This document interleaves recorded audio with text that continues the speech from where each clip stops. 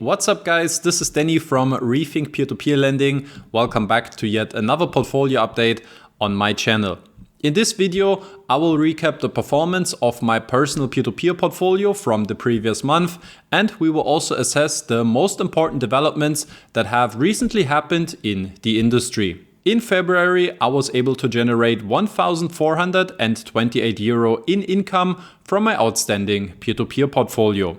Despite increasing portfolio value, my earnings only represent the fifth highest income I have achieved in 8.5 years with my peer-to-peer portfolio.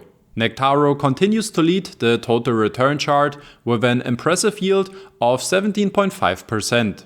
In second place comes Debitum with 14%, followed by Afranga with 13.7% and Income Marketplace with 13.1%. Last month, there were a total of 5 new transactions in my peer-to-peer portfolio. Monefit Smart Saver saw a deposit of 5,000 euro, with all funds being allocated to the main account in order to benefit from short-term liquidity if needed. Another 2,000 euro was invested in Polish asset-backed securities on the TWINO platform, prioritizing a 12-month term with 12% interest. On the other side, 1,000 euro was withdrawn on Nectaro, as my strategy on the platform is more active and focused on the various bonus campaigns. Crowdpeer had a strong month in terms of loan repayments, allowing me to withdraw another 1,000 euro as well. The same applies to Esketit, where 500 euro from the Ireland portfolio have been repaid. Looking at the bigger picture, the value of my outstanding peer-to-peer portfolio increased to 198,306 euro by the end of February. The liquidity-focused portion of my portfolio, consisting of Bondora Go and Grow and Monefit Smart Saver, amounted to 46,337 euro, which equals around 23.4%. Next up, let's take a look at the most important developments that have recently happened in the industry. On PeerBerry, the previously paused secondary market has now been reactivated, accompanied by a couple of new rules. A significant restriction has been introduced for investors by only allowing investments to be sold on the secondary market after a holding period of 180 days. The same timeline also applies to buyers who purchase investments via the secondary market. Despite this rather investor-unfriendly solution, PeerBerry had no trouble in finding demand for its now slightly increasing loan supply, as the managed portfolio reached a new record level of 118.2 million euro at the end of February. Income Marketplace was able to increase its outstanding portfolio as well, surpassing 26 million euro for the first time. With only 88,000 euro left in outstanding ClickCash receivables, the default ratio of 0.33% appears to be now quite competitive. Due to priorities in secondary market development, the Estonian marketplace did not cover any interim repayments for ClickCash during February. Mintos was able to raise 2.8 million euro from nearly 6,000 investors as part of their latest funding round. With the new capital injection, Mintos wants to apply for a banking license from the European Central Bank within the next 1.5 years. If successful, Mintos could then offer bank products with deposit protection in the future, while further expanding its product range. With the introduction of investment plans, Mintos has recently launched a new feature that allows investors to set up recurring transfers for their automated portfolios. To set it up, investors simply need to select investment plan within the automated portfolio and define the date, frequency, and the transferred amount. On Afranga, the platform has recently launched a new fixed income product called SaveSmart. Depending on the selected term, investors can earn returns ranging from 8 up to 12%.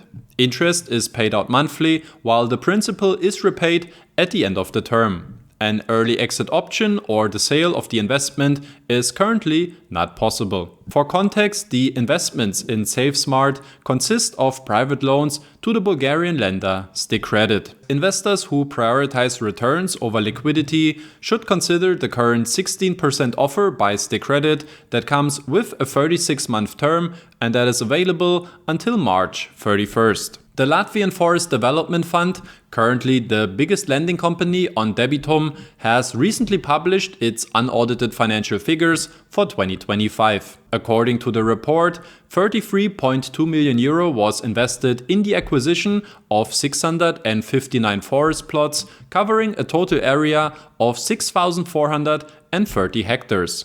Operationally, a net profit of 1.6 million euro was achieved, while the equity position roughly doubled to around 3 million euro.